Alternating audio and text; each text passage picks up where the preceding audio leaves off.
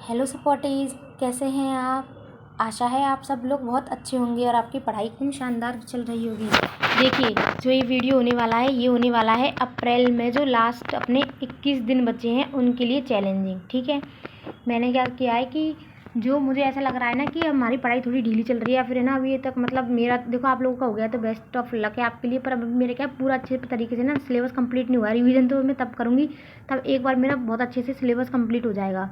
तो उसी को कंप्लीट करने के लिए और थोड़ा सा अपने आप को और ज़्यादा एक्टिव मोड में लाने के लिए क्या है ना, मैंने ये चैलेंज स्टार्ट किया है।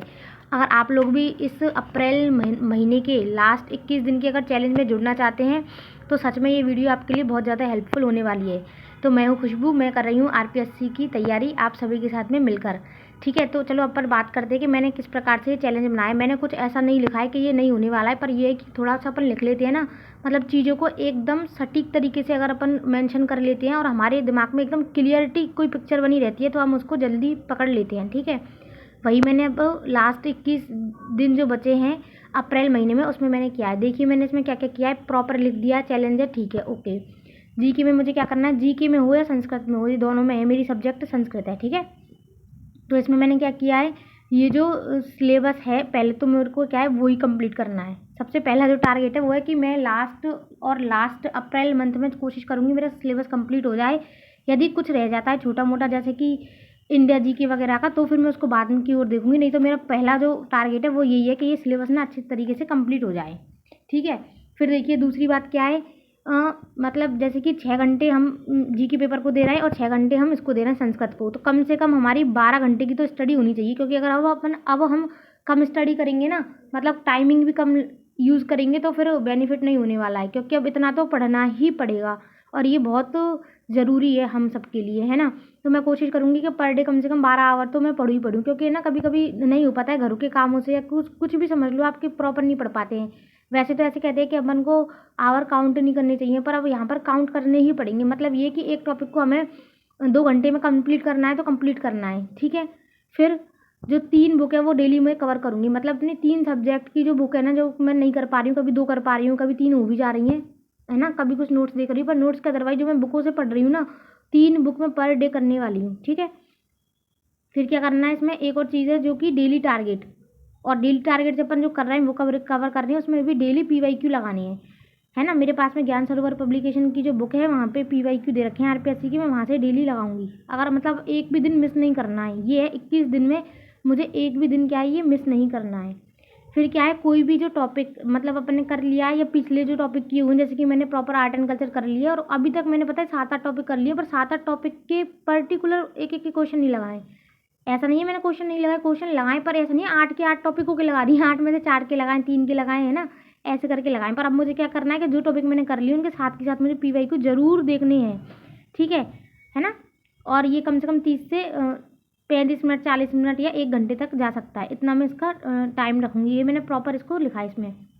फिर देखिए डेली मुझे करंट पढ़नी है। करंट का पता है क्या हो रहा है, मैं लिख रही हूँ अपने उसमें टारगेट में, पर कभी तो हो पा रही है कभी नहीं हो पा रही है। ठीक है, तो अब मैं पर डे करंट पढ़ूंगी, चाहे मैं 20 मिनट पढ़ूँ चाहे मैं 30 मिनट पढ़ूँ। ठीक है, अब यही बात है ना मेरी संस्कृत पे लागू होती है। अगर जो संस्कृत से हैं वो इस बात को समझेंगे, पर लास्ट तक आप बने रहना, आपके लिए मैं एक बहुत अच्छी चीज़ और लेकर के आ रही हूँ। आप चाहोगे ना तो आपके लिए बहुत बेनिफिट होने वाला है।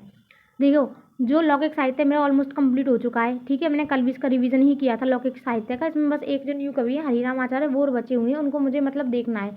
मैं दूसरी बुक में है वहाँ से मैं इसको कवर करूँगी। ठीक है, तो लौकिक साहित्य इसका मुझे इन 21 दिनों में कंप्लीट रिवीजन करना है, एक बार कम से कम या 2 बार, जितनी भी बार हो जाएगा उतनी बार। फिर दूसरी बात है ग्रामर, जो कि कहीं से पूरी हुई है कहीं से नहीं हुई है, उसको बहुत अच्छे से मुझे कवर करना है। ग्रामर और साहित्य ये दोनों मेरे को पैरेलल लेकर के चलने हैं। इसमें जो वैदिक साहित्य है उसके लिए अभी चाहे मैं करूँ या नहीं करूँ, वो तो जो डेली के टारगेट है उनमें कंप्लीट होगा, पर जो मेन फोकस रहेगा वो इन्हीं चीज़ों पर रहेगा।